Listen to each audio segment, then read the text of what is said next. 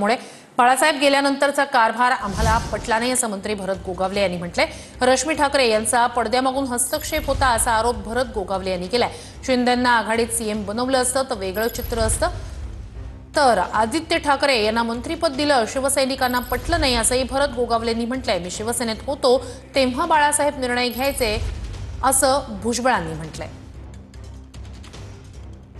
बाळासाहेब गेल्यानंतर जो काय कारभार चालू झाला तो आम्हाला पटला नाही काय, आणि आम्ही सांगितलं की महिलांनी किती हस्तक्षेप करावा काय करावा ह्याला लिमिटेड असतं, म्हणून आम्ही काल बोलून गेलो की त्यावेळेला जर शिंदे साहेबांना आघाडीमध्ये मुख्यमंत्रीपद दिलं असतं तर फार वेगळं चित्र घडलं असतं।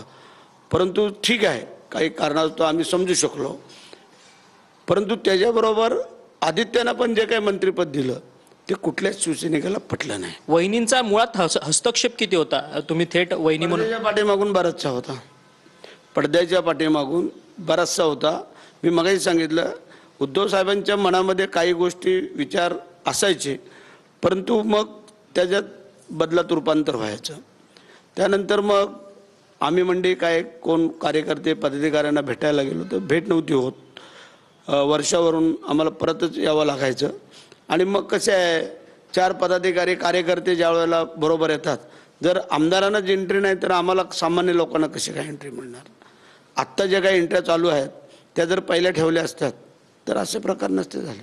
ह्या घडामोडीच्या पाठीमागे वहिनींचे काही नातेवाईक असे सगळा लवाजमा होता, आणि त्याच्यामुळे मग ते हळूहळू काही इच्छा असूनही उद्धवसाहेब करू शकत नव्हते हे सेवा आमच्या दृष्टिकोनात आलं, आणि मग आम्ही हा सगळ्यांनी विचार केला एकनाथ शिंदे साहेबांच्या नेतृत्वाखाली, आणि मग आम्ही सगळे उठाव करून बाहेर पडलो। सेनेमध्ये जे बंड झालं होतं किंवा त्यामध्ये जे राजकीय बाबतीतचे जे निर्णय ते रश्मी ठाकरे घेतात असं भरत गोगावले। मला काय कल्पना, मी शिवसेनेमध्ये नाही आता अनेक वर्ष, म्हणजे झाले 35 वर्ष, तर आता कोण निर्णय घेतं शिवसेनेत मी काय सांगू? आधीपासूनच जे शिवसेनेमध्ये जी खलबतं चालली नाही, आधी होतं मी होतो त्यावेळेला बाळासाहेब ठाकरे स्वतःच निर्णय घेतला। बाळासाहेब गेल्यानंतरचा कारभार पटला नाही असं मंत्री भरत गोगावले यांनी म्हटलेलं आहे। पडद्यामागून रश्मी ठाकरे यांचा हस्तक्षेप होता असा आरोप सुद्धा भरत गोगावले यांनी केलाय। तसंच शिंदेंना आघाडीत सीएम बनवलं असतं तर वेगळं चित्र असतं असा दावा सुद्धा गोगावले यांनी केलाय।